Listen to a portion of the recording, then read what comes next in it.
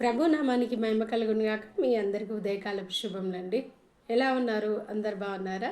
అందరు బాగుండాలని మనసారా వాంఛిస్తూ ప్రతిరోజు మీ కొరకు నేను ప్రార్థన చేస్తున్నాను. మరి ఈ దినాన దేవుడు మనతో చేస్తున్నటువంటి వాగ్దానము 29వ సామెతల గ్రంథము 29వ అధ్యాయము 25వ వచనం. భయపడుట వలన మనుషులకు ఊరి వచ్చును, యెహోవా యందు నమ్మిక ఉంచువాడు సురక్షితంగా నుండును. మరి భయపడితేనంట ఏమైందంట? ఊరి వస్తుందంట. చాలాసార్లు మనం చూసినట్టయితే మన జీవితంలో ఎప్పుడు చూసినా, ఏ పని చేసినా, ఏం చేయాలన్నా భయం.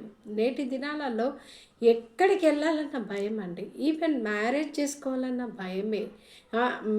కనీసం ఏదైనా తిందామన్నా భయమే. ఏం చేయాలన్నా భయం. ఏమవుతుందో తెలియదు, ఎట్లయితుందో తెలియదు.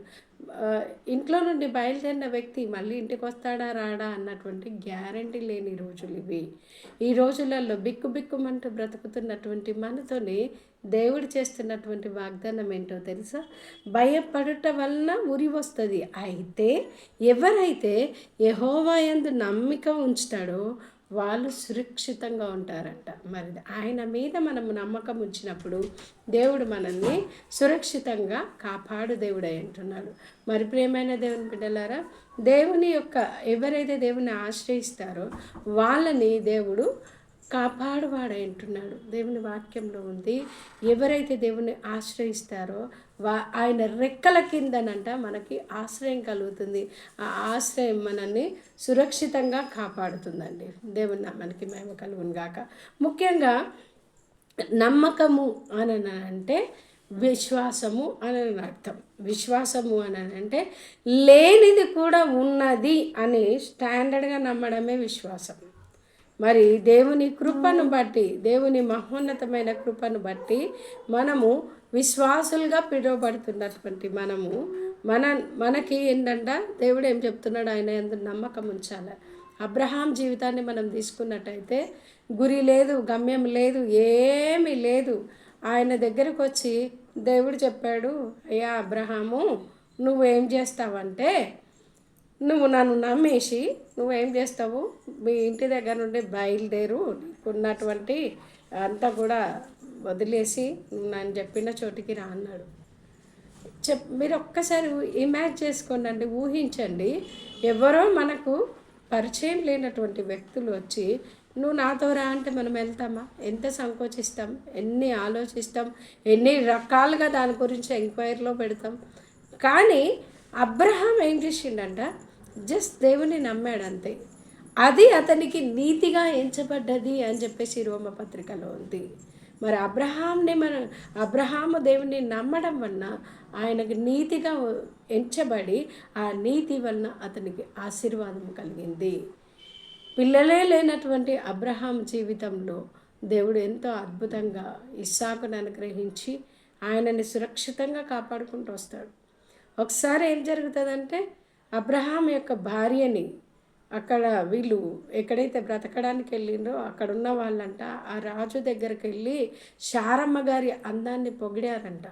ఆ పొగడతను విన్నటువంటి ఈ యొక్క రాజు ఏం చేసిందంటే ఆమెను ఇంకా ఏంటంటే తన దగ్గరికి తీసుకోవాలని చెప్పేసి తీసుకొని పోయినప్పుడు దేవుడు ఆ రాత్రి కలలో మాట్లాడి, అబీమెలెకు ఆమె ఎవరో కాదు, ఆమె ఒక అతనికి భార్య, నువ్వు ఎట్లా ముట్టినావు, ఆమెను ఎట్లా నీ అంతఃపురంకి రప్పించుకున్నావు అని చెప్పేసి అంటాడు.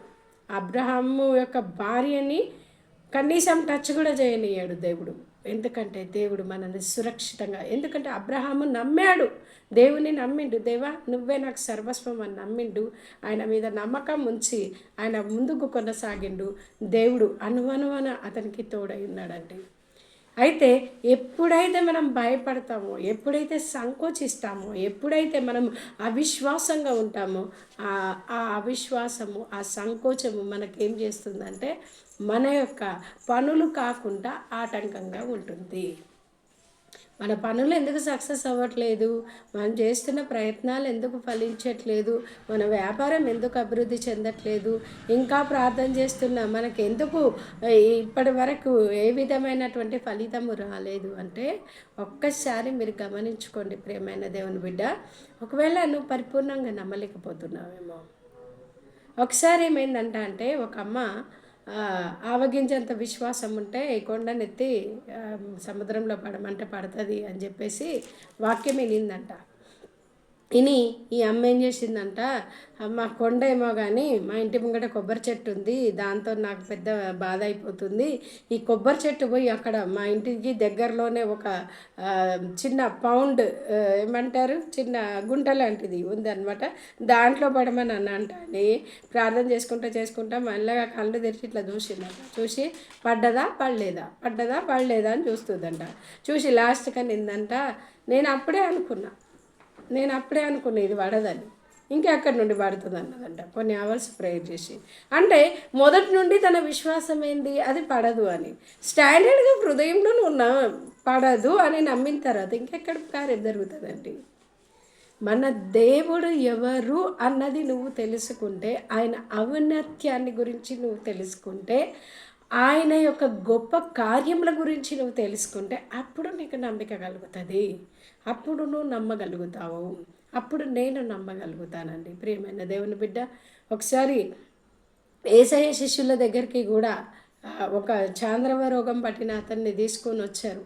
వస్తే శిష్యులు ప్రార్థన చేసినా పోలేదు. అప్పుడు యేసయ్య వచ్చి ఆ దయ్యాన్ని గద్దించాడు. తర్వాత ఆ గద్దించే ముందు అంటాడు, అయ్యా నువ్వు నమ్ముతున్నావు అంటే ఆ యొక్క తండ్రి అంటాడు, అయ్యా నేను నమ్మకం ఉంచడానికి నాకు సహాయం దయచేయి అంటాడు. నిజంగా ప్రియమైన దేవుని బిడ్డ, నీకు నమ్మకం అనేది లేకపోతే దేవుని సహాయాన్ని కోరు, దేవుడు నీకు నమ్మకం ఇస్తాడు. ఎవరైతే దేవుని నమ్ముతారో, ఎవరైతే దేవుని మీద విశ్వాసం ఇస్తారో వాళ్ళు కదలక నిత్యము నిలుచు సీయోను కొండ వాళ్ళని ఉంటారంట. మరి నిజంగా కొండను కదిలించగలుగుతామా? అలా కదిలించలేం కదా, ఇట్లా నెట్టితే పోతుందండి, పోదు కదా. అలాంటి విశ్వాసాన్ని దేవుడు మనకు అనుగ్రహించును గాక. మరి ఆయన యందు నమ్మకం ఉంచితే నువ్వు సురక్షితంగా ఉంటావు. మరి అట్టి సురక్షితమైనటువంటి ఆశీర్వాదాల చేత దేవుడు నిన్ను దీవించి ఆశీర్వదించును గాక. ఆమేన్. చిన్న ప్రార్థన చేసుకుందాం. మహాపరిశుద్ధుడా, మహోన్నతుడా, జీవంగల దేవ, దయగలిగిన మా రక్షకుడా యేసయ్యా నీకు స్తోత్రం. మీరు ప్రేమించి ఇచ్చినటువంటి ఒక సమయంను బట్టి నీకు వందనాలు చెల్లించుకుంటున్నాను. జీవంగల తండ్రి నీకు స్తోత్రంలయ్యా. మరి ఇప్పటి వరకు మేము వాక్యం వింటున్నాం. భయపడుట వలన ఉరి వస్తుంది అంటున్నావు. మరి భయంను మా నుండి తొలగించి సర్వశక్తిమంతుడా నీ అందు నమ్మిక ఉంచుటకు మాకు సహాయం దయచేయండి. మాకు మంచి విశ్వాసం అనుగ్రహించండి. ఎవరైతే విశ్వాసంను కలిగి ఉంటారో వారు సురక్షితంగా ఉంటారంటున్నావు ప్రభా. నీ పక్కన 1000 మంది పడినను, నీ కుడి పక్కన 10,000 మంది కూలినను అపాయం నీ యొద్దకు రాదన్నావు ప్రభా. మరి మా వ్యూవర్స్ అందరికీ కూడా మీరు తోడునీడండి. పొంచి ఉన్న అపాయాల నుండి విడుదల దయచేయండి.